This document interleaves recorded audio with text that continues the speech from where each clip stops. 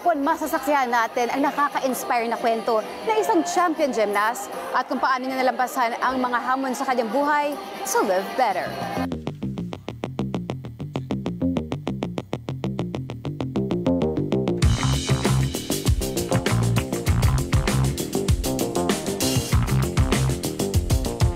Nagsimula bilang laro sa kalsada, patakbo-takbo at patamling-tamling sa kahabaan ng kalye ng barangay Matang Tubig sa Tondo, Manila. Sino ang mag-aakala na ang nooy makulit at super bibo na bata na si Tina Onofre Loberanes ay maaabot ang mensay pinangarap na gintong medalya? Yung journey ko po as a gymnast, nung bata ako, mahilig ako magtumbling sa kalsada, yung follow the leader, ganyan. Tapos, nung nakita ng tita ko na marunong ako magtumbling, pinasok niya ako sa school na which is yung friend niya is teacher na nagtuturo ng gymnastics. Doon po nag-start yung gymnastics ko. Sa kanyang murang edad, damanagan ni Tina ng pagiging isang atleta, ang nais niyang tahakin sa buhay. At dahil dito, nagkaroon siya ng pagpapahalaga sa pagiging masipag at disiplinado. Kasi tinuruan po ako nito na maging matapang at saka maging disiplin sa mga bagay, not only in gymnastics but also sa buhay ko.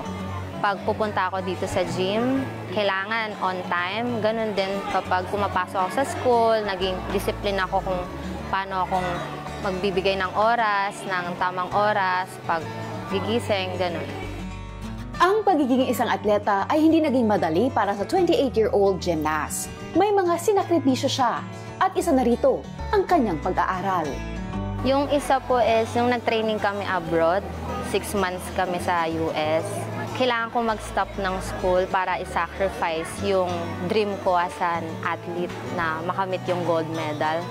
Ang sarap lang sa feeling kasi alam mo yung binibigay mo yung best mo na makuha yung gold medal na yon para sa bansa mo. 20 years ako nandito sa gymnastics journey ko, pero 2021 ko lang siya nakamit. Bukod dito, bago niya nakamit ang gintong medalya, marami ring dinaan ang hamon sa buhay si Tina. I have meniscus tear, both of my knees. I have muscle spasm sa likod, pero hindi naging hadlang yon na pursue ko yung gold medal ko sa SEA Games. Nagre-rehab po ako, like strengthen, conditioning, para kahit hindi siya operahan, nagsusupport yung muscles ko dun sa mga injuries ko. Taong 2017 sa Malaysia Southeast Asian Games, nang makaranas siya ng isang hindi magandang aksidente na hindi niya malilimutan sa kanyang karera. Sa SEA Games 2017 na not siya in the bad way, nagkaroon siya ng inspirasyon sa akin kasi nagkamali ako sa isang skills which is napunta ako sa table ng judges. Pero nagtulak sa akin to para sa next SEA Games ko, ma-control ko na yung emotions ko at saka yung excitement ko kasi that time parang sobrang excited ako dahil nakapasok ako ng finals.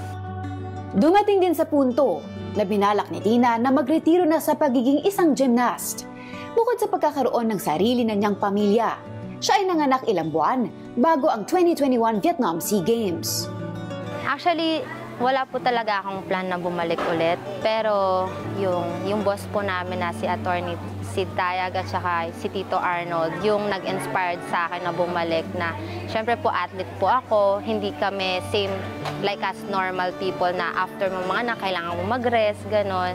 Kaming mga athlete, mabilis yung healing namin. And syempre, yung lakas ng mind namin, isa din yun na nakatulong para po na mabilis yung pagbalik ko. Kasi after kong manganak, hindi ako nanganak normally kasi cesarean ako. Mga siguro 1 month rest and then bumalik na ako in the second month na light lang. Like walks, jogging, ganon.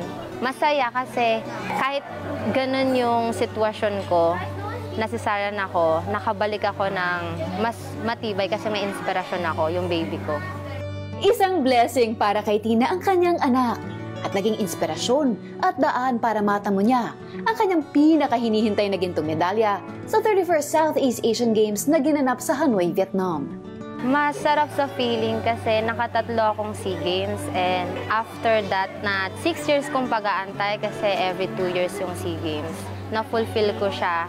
Not because na physically fit ako kasi after ko manganak, dun ko nakamit yung gold medal eh. So parang fulfilling siya kasi di ko siya nagawa nung time na as in buo yung katawan ko. Nagawa ko siya after I gave birth.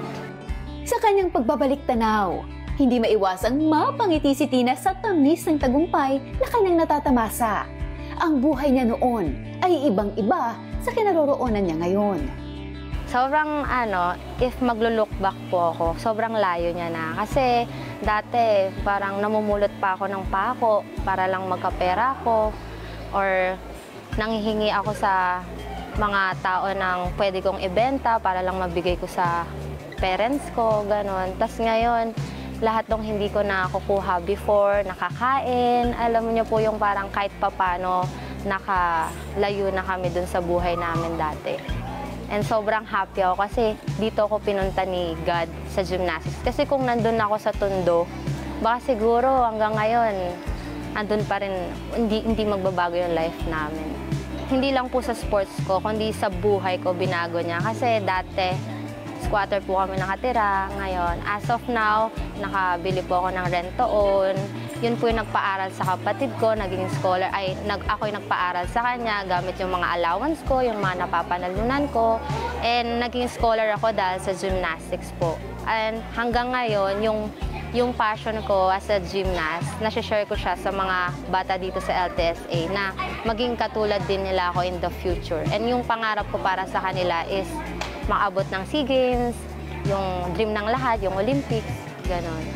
Sobrang iba talaga yung gymnastics life journey ko. Binago niya lahat ng pananaw ko sa buhay. Sa kanyang pagre-retiro, ang kanyang tanging misyon ay maipasa ang kanyang galing at kaalaman sa sport na kanyang patuloy na minamahal at makahubog ng mga future generation of champion gymnasts. Ang plan ko po is mapurso ko po yung coaching ko, mabigay ko po or mapasa ko yung passion ko sa mga gymnast ko na maging champion din sila in the future sa SEA Games. And syempre po as a coach and naging athlete and gymnast din po ako, gusto kong maging not only na coach lang nila, kundi maging ate or nanay na nandito ako para sa kanila, emotionally, physically, na nakaguide hanggang throughout the journey na makamit yung pangarap nila. Sa kwento ng buhay ni Tina Onofre Loberanes, ay masasabi natin ang pagiging isang kampyon ay hindi lamang tungkol sa pagtungtong sa podium finish at makuha ang tropeyo. Ito ay tungkol sa araw-araw na pagsusumikap at matibay na hangad na mapagtagumpayan ng mga laban at hamon ng buhay. Ang kanyang nananaig na passion at purpose sa buhay ang nagtulak sa kanya upang makayanan ng lahat ng sakit, luha at sakripisyo. Ito rin ang nagbigay sa kanya ng lakas ng loob upang huwag matakot sa kanyang paglalakbay tungo sa kanyang golden success sa buhay at sa gymnastics.